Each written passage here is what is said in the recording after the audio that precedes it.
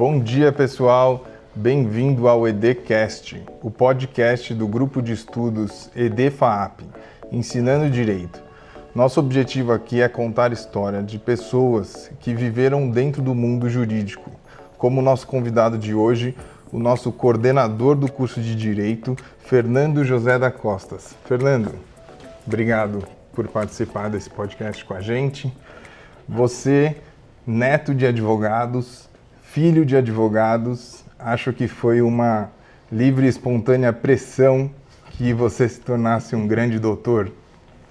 Maurício, um prazer estar conversando com você, conversando com nossas amigas, nossos amigos que acompanham esse importante podcast, ED-FAAP, e estar aqui falando com um estudante que em pouco tempo será um brilhante profissional do mundo jurídico, ou não, até do mundo empresarial, mas nós sabemos da importância do curso de Direito na formação desses jovens que passam a estar preparados para qualquer tipo de atividade. Sem dúvida nenhuma, o curso de Direito é um dos cursos mais importantes que nós temos no mercado.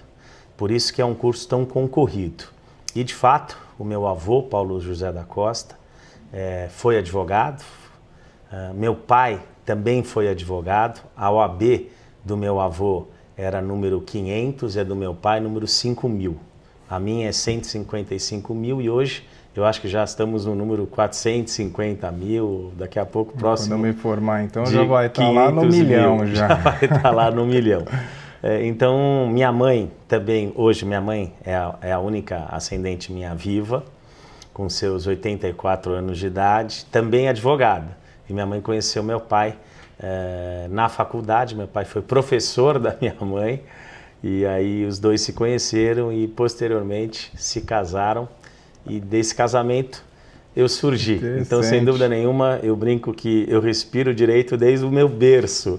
O tema direito, o tema direitos humanos, o tema direito penal, que sempre foi a profissão do meu pai, direito civil, família, que foi a da minha mãe, sempre tiveram muito presentes na minha vida. O seu pai lecionava direito penal. Meu pai lecionava sempre direito penal. Foi doutor, livre docente na Universidade de Roma, na Itália, e depois professor catedrático, hoje é o chamado professor titular, na USP, e lecionou por muitas décadas, publicou cerca de 60 livros, alguns hoje eu sou coautor com muita honra, hoje já tenho mais de 15 livros publicados, alguns com meu pai, alguns sozinho, outros com outros autores.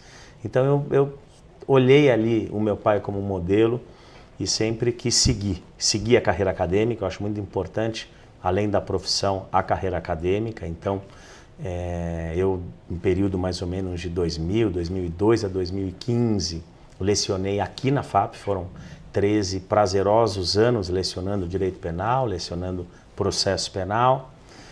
Posteriormente, naquele período de Lava Jato, no período que a gente viajava muito, o escritório consumia muitos profissionais, então me desliguei da vida acadêmica. Posteriormente, entrei na vida pública, tive a experiência na última gestão de ficar alguns anos à frente da pasta da Secretaria da Justiça e da Cidadania do Estado de São Paulo, um cargo muito importante que de fato defende direitos humanos, defende cidadania e combate preconceitos, combate discriminações. Fizemos ali importantes projetos, como por exemplo a adesão do sinal vermelho, de combate à violência doméstica, como também da implementação do programa para ter tornozeleira nos casos no estado de São Paulo de pessoas acusadas de violência doméstica. Nós sabemos, Maurício, que em muitos casos as pessoas que praticam uma primeira agressão e que não têm uma condenação definitiva em razão do princípio constitucional da presunção de inocência, não é sempre que o juiz decreta uma prisão preventiva. Então fica aquela questão da primeira agressão e de uma presunção de inocência. E às vezes, infelizmente, numa segunda agressão é quando ele acaba interrompendo a vida daquela vítima, matando aquela vítima. Então, quando você tem no estado de São Paulo a possibilidade de colocar uma tornozeleira eletrônica nesta pessoa, sem dúvida nenhuma, ali você vai proteger muitas vidas, porque diferentemente da tornozeleira que é colocada numa pessoa que está ali na sua casa, né, numa prisão domiciliar, que toca quando ela sai, aqui é diferente. Ali existe um perímetro de proteção dessa mulher e se ele invade aquele perímetro de proteção, a tornozeleira aciona as autoridades públicas. Então, a polícia chega antes do agressor, além do que ela aciona e, teoricamente, ele tem que sair daquele perímetro de proteção. Em não saindo, a polícia, sem dúvida nenhuma, chega antes dele àquela vítima. Então, é uma medida importante de proteção à mulher.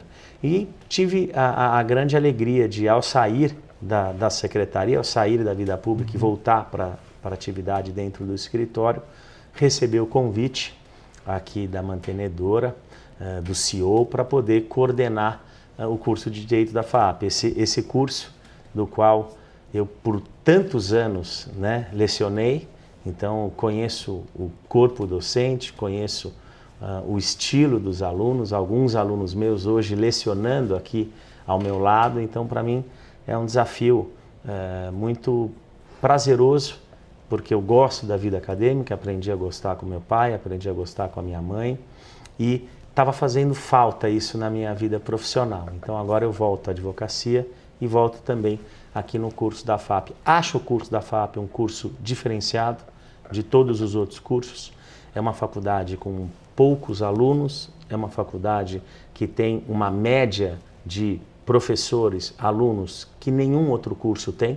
A gente tem hoje aproximadamente 5 alunos para cada professor. Sim, isso então, eu sou a prova viva. Minha classe hoje tem atualmente 10 alunos. A gente tem um contato realmente muito próximo com os professores, né? A gente é chamado pelo nome, a gente tem conversas no corredores, a gente tem troca de WhatsApp, então a gente acredita que essa proximidade entre o aluno e o professor faz um diferencial na vida acadêmica, que não é somente aprender o direito, mas é aprender a como ser um cidadão do bem do direito, né? Saber utilizar do direito no dia a dia para a sua vida.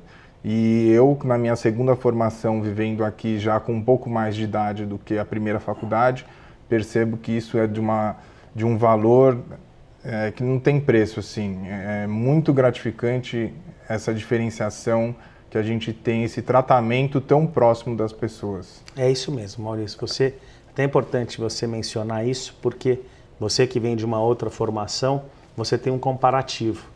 Então, aqui o aluno, e eu falo muito isso para as pessoas, ele não é um número de matrícula, ele não é mais um.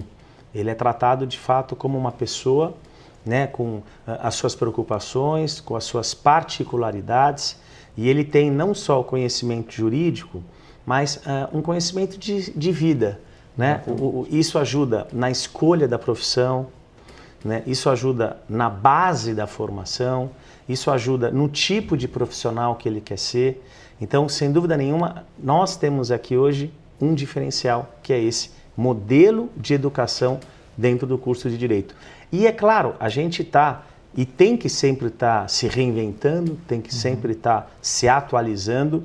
E nós vamos entrar no próximo semestre com várias disciplinas já ligadas num direito mais contemporâneo.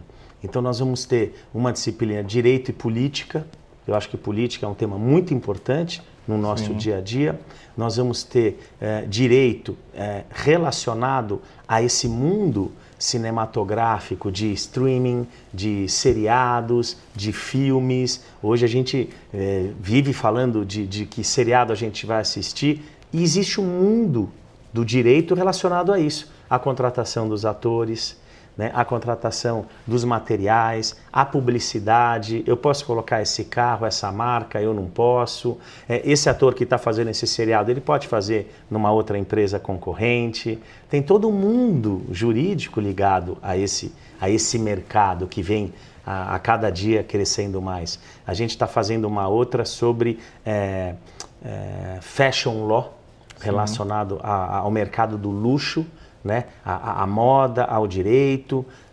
Então, assim, são várias atividades, várias disciplinas novas que a gente quer somar não só com os professores do direito, mas de outros cursos. Sim. Ontem, inclusive, Então, da moda, por exemplo, no Fashion Law. A gente estava tendo a Semana de Responsabilidade Social e a gente teve a oportunidade de palestrar para alguns alunos que vieram visitar a faculdade.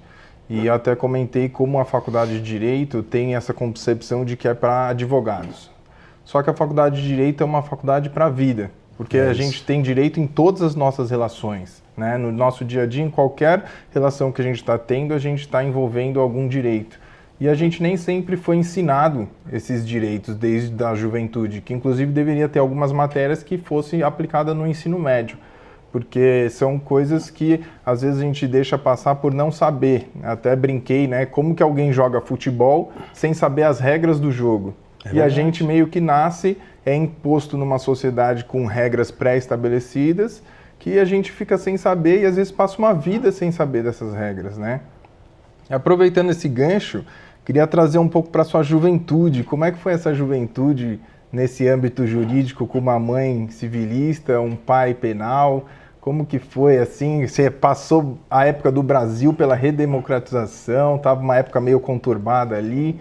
Foi. Eu acompanho muito isso na campanha das diretas já, da nossa Carta Política atual, de 1988. E eu sempre morei aqui com a minha mãe num bairro de Higienópolis. Eu nasci aqui na rua Rio de Janeiro, muito próximo. E estudei aqui no Colégio Rio Branco. E frequentava aqui a FAAP para jogar bola. Nossa. A FAAP não tinha as catracas, era tudo aberto. E você tinha ali as quadras, tinha a quadra na cobertura, que era o nosso antigo prédio do Direito, antes da gente mudar agora para o prédio 3. E eu joguei muita bola aqui, eu tenho sempre de menino tem esse carinho aqui com a FAAP. Eu jogava bola aqui no Pacaembu. Pacaembu tinha uma quadra de tênis. Aqui eu jogava futebol e no Pacaembu eu jogava tênis. Tinha uma quadra coberta, uma quadra descoberta, então eu sempre tive esse carinho. Minha mãe até hoje mora aqui nesse apartamento, aqui na rua Rio de Janeiro. Um apartamento. Está enraizado, então. Estou enraizado aqui no bairro, estou enraizado com a FAAP, mas sempre recebi, meu pai sempre foi muito professor, em razão até dele ter feito o doutorado em livre-docência na Itália. Ele tinha muita proximidade com os professores, principalmente os italianos. Então, existia muitos convênios com as universidades na Itália, vinham para cá. Então, eu me lembro muito de muitos jantares, né, discutindo política, discutindo legislação brasileira, discutindo legislação principalmente a italiana, legislações europeias. Então, o direito sempre esteve muito presente na minha vida. E o meu pai, eu cheguei a dizer para você, Maurício, ele não foi no início um incentivador para que eu seguisse os seus passos. Ele tinha muita preocupação, por ser um grande jurista, de que eu seria uma pessoa muito pressionada, né? Para superar os feitos dele. Para superá-lo, ou seja, se desse tudo certo, eu não teria feito mais que minha obrigação, porque era filho do grande Paulo Zé da Costa. Mas se desse errado, né? Puxa, o filho do grande professor Paulo Zé da Costa não virou um grande advogado. E eu nunca encarei dessa forma. Eu sempre tive meu pai como um grande jurista, uma pessoa culta, uma pessoa honesta, uma pessoa séria, advogado na essência, sempre cuidou dos seus clientes.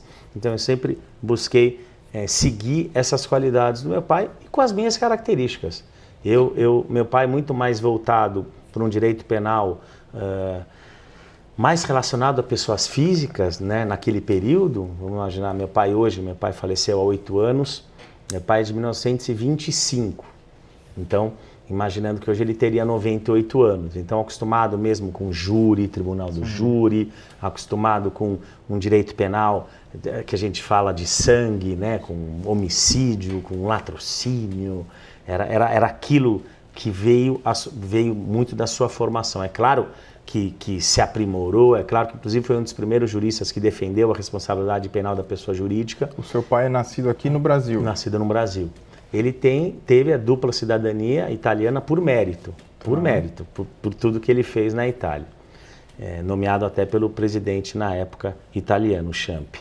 E eu já venho numa linha de um direito penal mais moderno, né? Um direito penal empresarial, um direito penal já ligado a crimes econômicos, a compliance, a leniência, a colaboração. Tanto é que eu acho que hoje mais de 80% dos clientes do escritório são pessoas jurídicas, são empresas. Então, é um direito penal um pouco diferente daquele antigo direito penal. Sim. Então, cada um seguiu o teu caminho, outro seguiu um pouco o caminho político também. Meu pai seguiu na faculdade, meu pai chegou a ser diretor do departamento na São Francisco. Eu segui o da política por um período e agora, coincidentemente, viro coordenador aqui também do curso da FAAP. Então, é muito interessante, muito, muito bacana essa relação familiar, essa construção.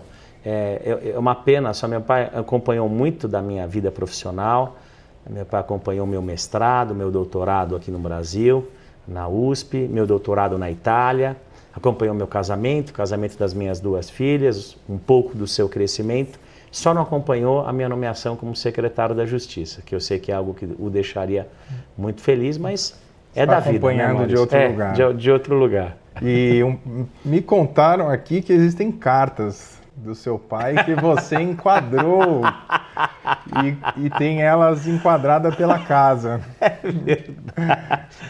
Maurício, meu pai, vou voltar no tempo aqui. Meu pai foi muito duro comigo. Meu pai foi muito, muito rígido, muito rígido. E rígido em todos os sentidos. Rígido com dinheiro, rígido com educação, com disciplina. Então, ele abriu meu armário e se as gravatas não tivessem ordenadas por cor, aquilo para ele era configurado como desordem. E se às vezes eu fechava o meu armário, período que eu morei com ele, ficava a ponta da gravata, que a gravata ficava na porta, era o período que você colocava 2 pregos, né? um barbante e você pendurava as gravatas, assim que era a porta da gravata da minha época de meninice. E você fechava e ficava às vezes a ponta da gravata para fora e você não percebia. Ele passava no corredor e via, e aí vinham os bilhetes. Ordem é importante, mais uma vez você deixa a ponta da gravata, mais uma vez. A época do fax ainda, teve uma vez, até essa história é divertida. Ele estava no trabalho e você mandava fax, né? Era a forma de comunicação. E chegou um fax na época de uma namorada. E ele chegou e viu aquele fax da namorada. Maurício, mas veio uma carta. O fax só deve ser utilizado para o trabalho. É terminantemente proibido no escritório a utilização de fax. E essas broncas sempre foram tão positivas, tão... Assim, eu sempre levei numa boa, e aí eu resolvi enquadrá-la, sabe? E aí no final tem, por mais que você esteja enquadrando essas broncas, eu quero que você tenha... Então você já enquadrava na época. Ele descobriu, ele descobriu, e aí eu continuei enquadrando. Então, mas eu guardo com muito carinho, sempre foi muito rígido, sempre foi muito severo, e deu certo na minha educação, deu certo na minha formação. E você pegou um pouquinho disso para suas filhas ou você afrouxou um pouquinho? Esse é um tema interessante. Eu afrouxei. Eu sou muito rígido em algumas questões que eu não abro mão. Então, eu sou rígido no caráter, eu sou rígido na educação, eu sou uma pessoa contra drogas, né? Não vou entrar no mérito da discussão da legalização, não, mas hoje droga é crime. Então, eu sou contra a prática de crime. Então, em casa, esses assuntos eu não abro mão e se tivermos esses problemas, eu vou ser muito severo ali na disciplina e na educação. Mas, em compensação, em outras coisas, eu sou absolutamente nada rígido. Então, com relação a viagens, com relação até a presentes, com relação a namorados, com relação a... Eu sou muito, muito aberto, eu sou muito tranquilo. O que eu sempre digo para elas, meu pai não foi comigo, meu pai não me deu carro quando eu fiz 18 anos e tinha condição, sempre foi duro, não me dava presente. Eu brinco que meu pai, quando viajava para o exterior, ele viajava bastante, você tinha ali aquele estojinho que até hoje você tem no avião, que recebe ali um perfuminho, escova de dente. Aquele era o presente que ele me dava de viagem. Ele nunca me deu nada mais do que aquilo. Era aquilo. E eu me contentava com aquilo. Com as minhas filhas eu já sou... já dou. Coração aberto. Mas o que eu passo para elas? que o que elas têm hoje, elas podem não ter amanhã. Isso é fruto de muito trabalho, Maurício. É de muito trabalho, de muito estudo, de muita seriedade, de uma dedicação de uma vida. E que no futuro, para elas terem isso, é importante as pessoas... o brasileiro tem um pouco do politicamente incorreto ganhar dinheiro, que é diferente do americano. O americano estimula as pessoas a ganharem dinheiro, valoriza quem ganha dinheiro. Parece que no Brasil existe um certo tabu com relação a isso, que eu sou contrário. Eu acho que as pessoas devem ser estimuladas a ganhar dinheiro, não vejo nenhuma irregularidade as pessoas quererem ganhar dinheiro, quererem seguir profissões, serem boas nas profissões, consumirem, gastarem o seu dinheiro, claro, olhando sempre o lado social, né? Ajudando as pessoas que precisam. A gente faz muito isso, então esse trabalho voluntário em casa, ele é aplicado muito pela Cris, pela minha esposa, pelas minhas filhas e por mim. Na época da secretaria, inclusive a primeira visita, quando eu fui secretário da Justiça, eu fui também presidente da Fundação Casa. Sim, inclusive a gente teve uma visita na Fundação Casa com o senhor. E também no IMES, que eu fui superintendente, que é como se fosse o presidente do Instituto de Medicina e Criminologia, que faz as perícias para o Poder Judiciário no estado de São Paulo. E a primeira visita que eu levei minhas filhas, o primeiro evento, foi uma visita na Fundação Casa. Então, tanto na feminina como na masculina, para mostrar bem o que é a vida, o que é a vida de um infrator, de quem comete erros, né? Muitas vezes ali a gente sabe que são jovens que cometeram erros influenciados por outros jovens, influenciados por familiares, por pessoas do bairro, mas que cometeram erros.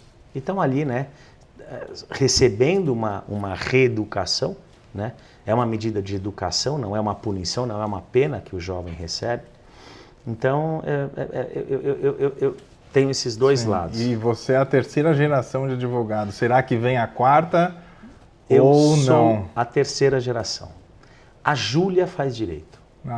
Então já iniciou. A mais velha está no 5º semestre de uma outra faculdade. As pessoas perguntam, mas por que a sua filha não estuda na FAAP? É uma pergunta importante, eu faço questão até de falar isso aqui. A primeira resposta é porque eu não era o coordenador do curso de Direito da FAAP. Eu virei coordenador há um mês. Sim. E ela já está no 5º semestre.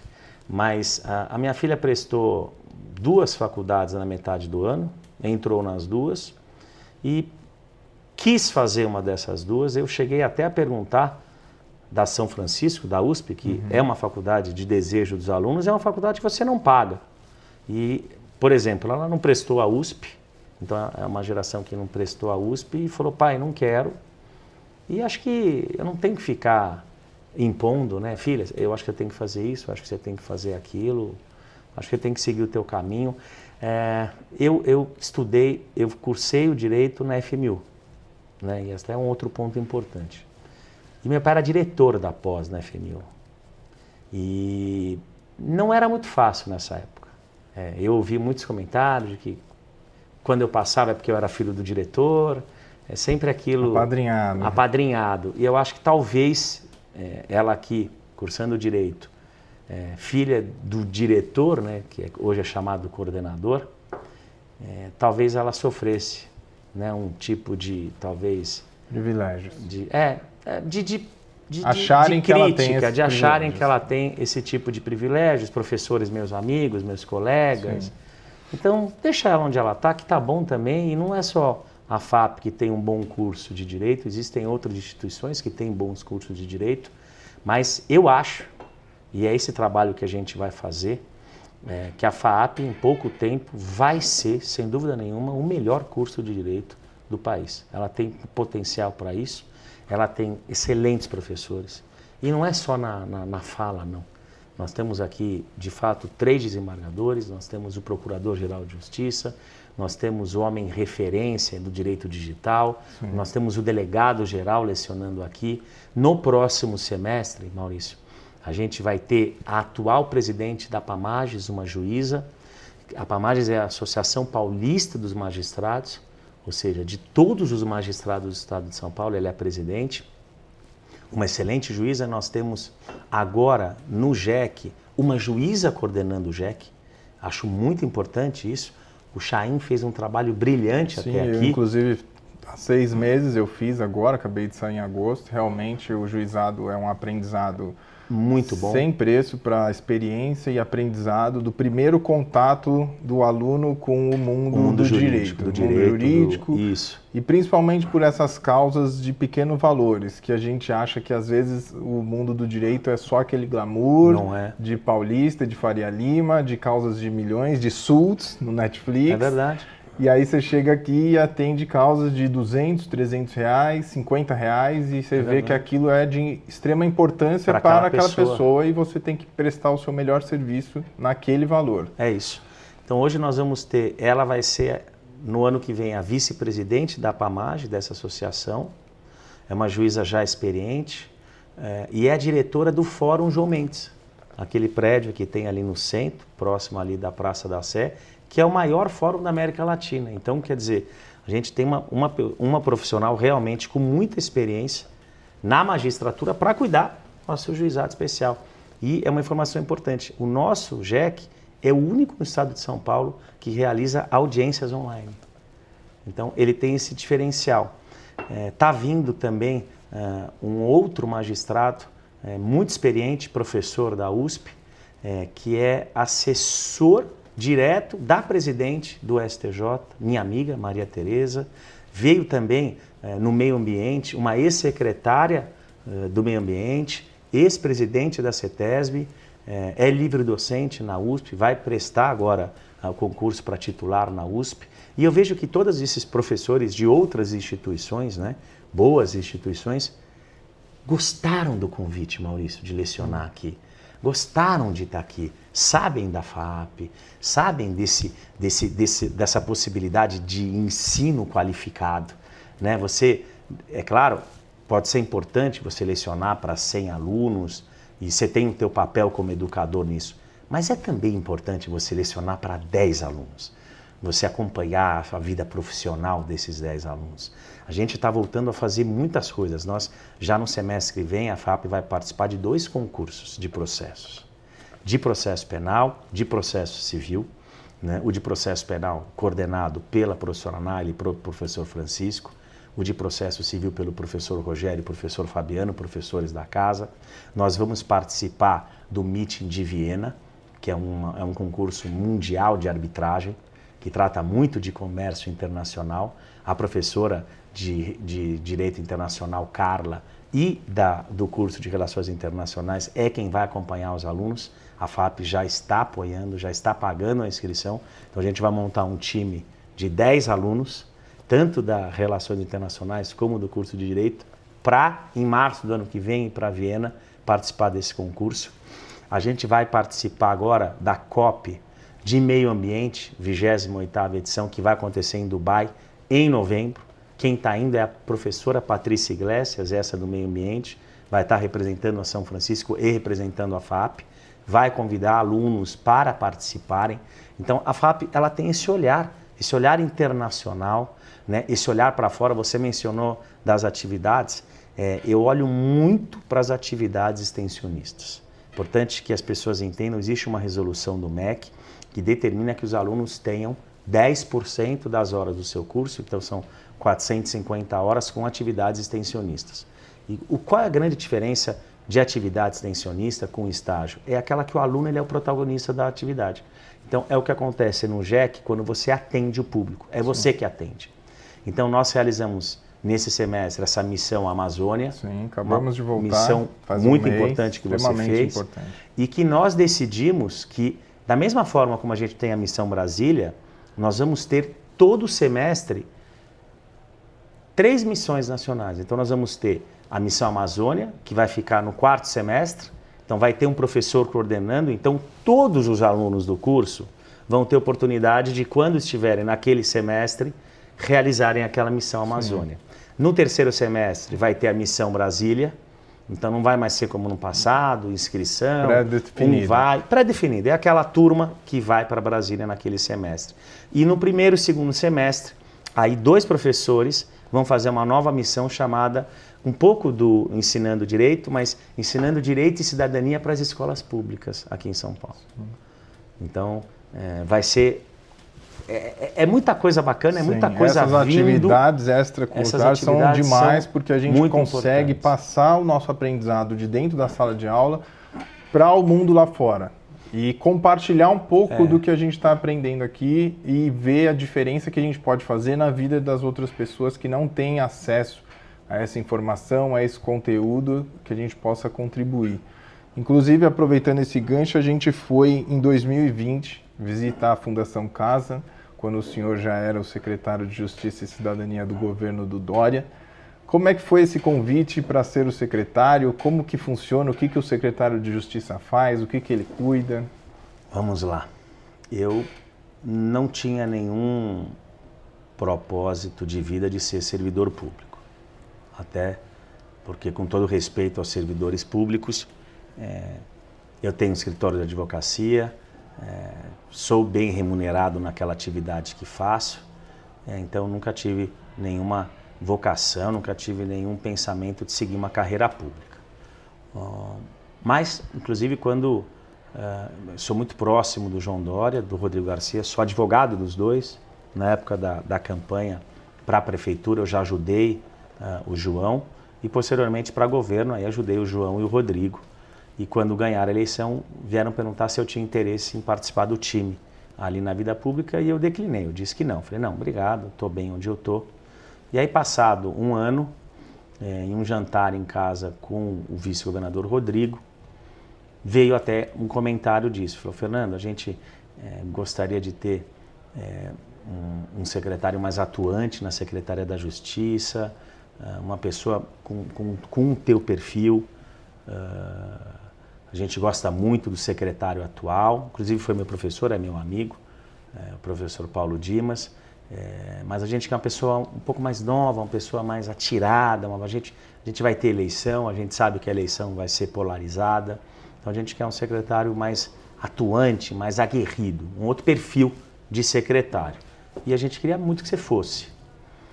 E quando ele falou esse convite, eu dei uma pensada e falei em casa, né? Falei com a minha esposa, com as minhas filhas, todas opinaram ao contrário. Não faça isso, não vá ser servidor público, você está bem na advocacia. E aí fui falar com 10 grandes amigos. Maurício, os 10 grandes amigos disseram a mesma coisa. Não faça isso. O desafio é enorme, é uma dificuldade, você vai trabalhar muito, você vai ganhar pouco, você não vai conseguir realizar os seus projetos num curto período de tempo. E quanto mais eu ouvia para não fazer porque era difícil, mais eu passei a ter vontade.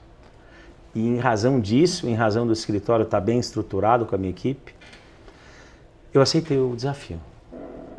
E todas essas pessoas se arrependeram do que disseram e falaram, Fernando, você mudou mesmo a secretaria, você fez um trabalho lindo dentro da secretaria. A secretaria, ela se modernizou, ela ganhou espaço no governo. Vou te dar um exemplo, a gente tinha um orçamento de 100 milhões de reais por ano. Só que tem fundo interesses difusos, que faz obras, que recebe praticamente 50% disso, 50 milhões. Então, uma secretaria com orçamento anual de 50 milhões de reais, com 190 servidores. Secretaria de Segurança Pública tem 135 mil servidores, em um orçamento que passa de 5 bi. Então, para você entender a diferença, Secretaria de Educação também, Secretaria da Saúde também, Secretaria de Infraestrutura. Então, a da Justiça ela é muito mais institucional. Nós praticamente dobramos o nosso orçamento, nós aumentamos em 20%, 30% os nossos servidores. A Secretaria passou a ser, eu ia muito na rádio, eu viajava muito, televisão passou a ser, em determinados meses, porque era tudo monitorado, a Secretaria que mais se comunicou, que mais apareceu. Ela deixou de ser uma secretaria coadjuvante, uma secretaria institucional, para ser uma secretaria protagonista. Né? Nós fizemos vários projetos, até uma operação policial, a Operação Combustível Limpo, né? Por eu ser advogado criminalista, o governador, por decreto, nomeou a Secretaria da Justiça para cuidar dessa operação. Então, para combater a fraude em postos de combustível, fraude em combustível, crimes, né, tributários, facções criminosas comandando postos de combustível. Eu fiz dezenas de operações, inclusive o delegado que me acompanhava muito é hoje o secretário executivo de segurança, o Nico, o Arthur, né, que hoje dá aula aqui, meus grandes amigos. Então, sem dúvida nenhuma, foi uma secretaria muito, muito, muito atuante. E hoje, para você ter ideia, eu acumulei 3 cargos. Acumulei a secretaria, a presidência da Fundação Casa e o IMESC. Hoje, existem 3 servidores para cada um desses cargos. Existe o presidente da fundação, existe o superintendente e existe o secretário. Meu amigo, inclusive, ex-presidente do Tribunal Regional Federal, muito competente, Dr. Fábio Prieto, pessoa muito capaz, sem dúvida nenhuma. A secretaria continua muito bem representada. E, exemplificando a própria Fundação Casa, a gente conseguiu fazer gestão, reduzir os centros, ela tinha uma ocupação muito abaixo dos centros, então eu pude, né, diminuir, a gente suspendeu mais de 30 centros, então com isso eu economizo dinheiro, alguns eu cedi para a prefeitura, até para aquela época morador em situação de rua, poderem dormir no frio, poderem ficar nesses locais.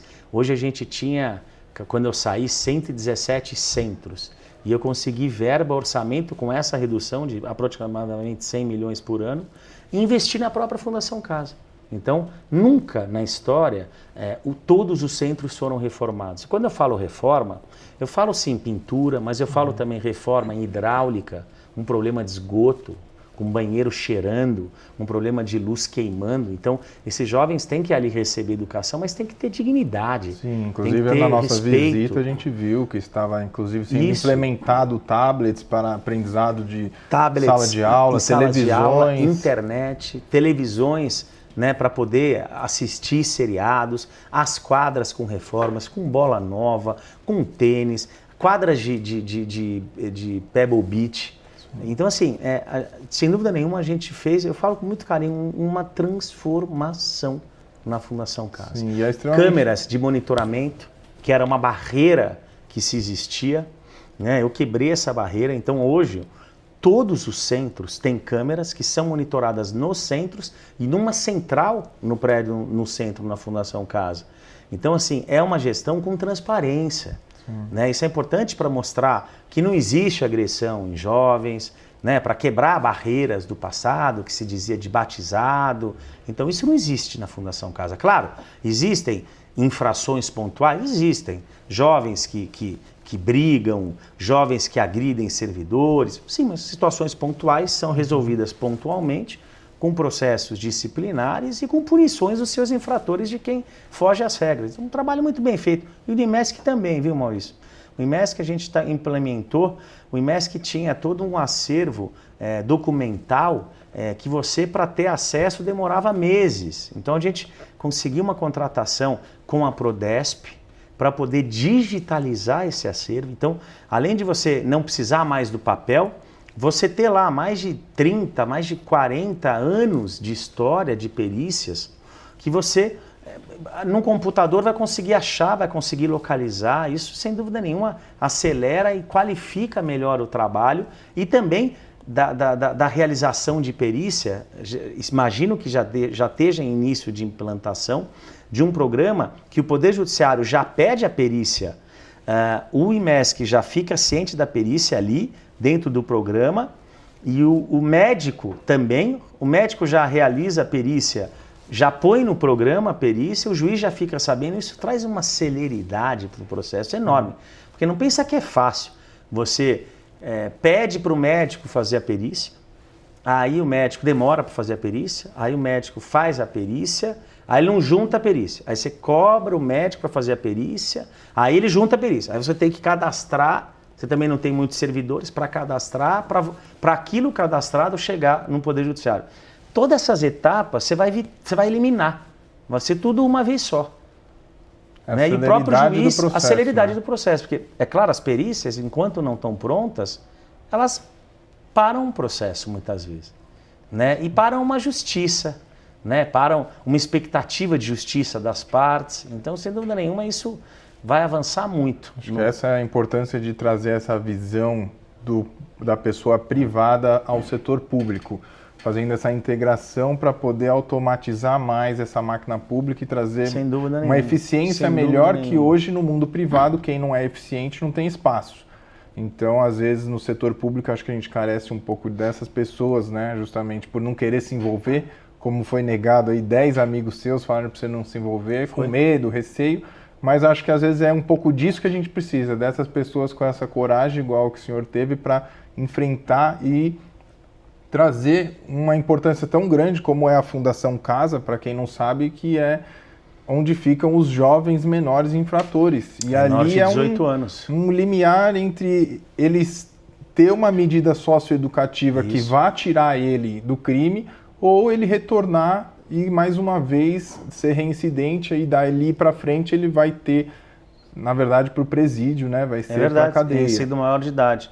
Você falou bem isso. É importante que se diga, quando você fala até da implementação da tecnologia, eu entrei no momento, no ápice da pandemia. Hein? Sim. Tanto é que eu entrei na primeira semana, peguei Covid. Não era a época da vacina, fiquei em casa, trabalhando de casa. E você tinha naquela época vários serviços prestados à população, bons serviços. Vou dar o exemplo do CID, por exemplo, Centro de Integrações, que faz um trabalho primordial para a população carente. Ele faz um trabalho muito parecido com o que faz o Poupa Tempo. Só que além de fazer documentação, ele faz também um trabalho social, ele faz cursos de capacitação, aulas de dança, aulas de inglês para estrangeiro. Você tem o do estrangeiro, que fica aqui no Pacaembu. Então o estrangeiro vai aprender a língua portuguesa, vai fazer cursos de capacitação, programas de empregabilidade, a gente ajuda em moradia. Então é um trabalho social muito bacana. E os cursos, a maioria dos serviços do poder público, eles eram pessoais. Uhum. E a gente, na pandemia, teve que suspender as atividades, então a gente se reinventou, a gente passou a fazer o online, o digital, e hoje implementamos o híbrido. Sim. Então, o que antigamente você tinha num dos centros de integração da cidadania, num SIC, você tinha lá do Itaim, do Paulista, né? Itaim Paulista, não é Itaim Bibi não, Itaim Sim. Paulista, lá na ponta da cidade.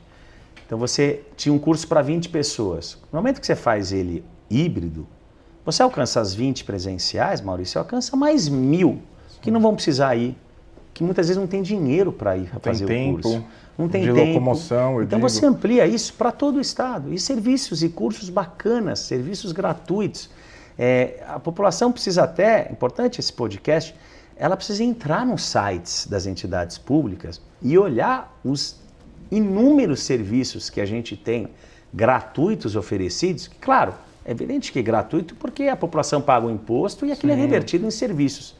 Então, gratuito ao consumidor. Ao consumidor, mas muitas pessoas reclamam e não sabem que tem os serviços. Então é importante elas analisarem isso. E trabalhar na gestão do Dória foi de uma experiência. O Dória é uma pessoa, até hoje, sempre foi assim, tá? Na vida empresarial, na vida pública, que trabalha uma média de 16 horas por dia.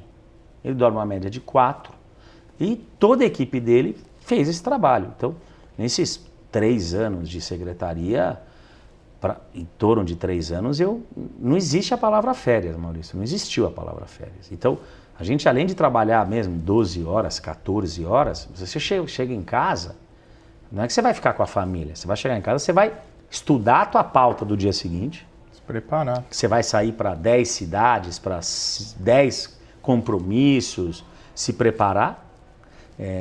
E você vai ainda responder mensagens de WhatsApp e ler e-mail. Então você ainda chega em casa para dormir, cansado, trabalhando. E trabalha sábado, vida pessoal, né? E trabalha domingo. Não tinha conversa. Então, assim, claro, por isso que... E o Dória,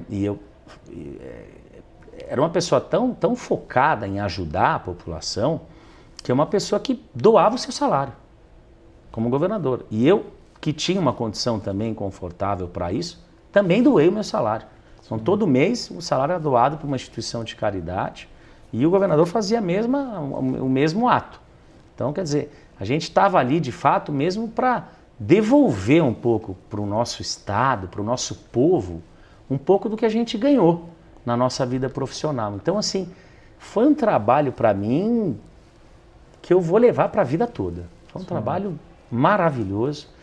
Ganhei amigos, construí pontes, realizamos trabalhos importantes para a sociedade, trabalhos aí que ficam, que continuam. Então, sem dúvida nenhuma, quem tiver possibilidade de eventualmente trabalhar, mesmo que por um curto período de tempo, na vida pública, ou fazer um estágio na vida pública. Minha filha, inclusive, está começando um estágio agora no Poder Judiciário, numa vara criminal. Eu acho que é muito importante para o ser humano. Sim. Eu, inclusive, já era uma pessoa defensora dos direitos humanos, mas é um tema que eu amadureci muito com relação a isso. Eu hoje levo muito a sério a população quilombola, a comunidade indígena, a população LGBT, a mulher, igualdade de gênero. Quero parabenizar, inclusive fiz um vídeo, o Conselho Nacional de Justiça, pela equiparação, né, à mulher nos tribunais de segunda instância.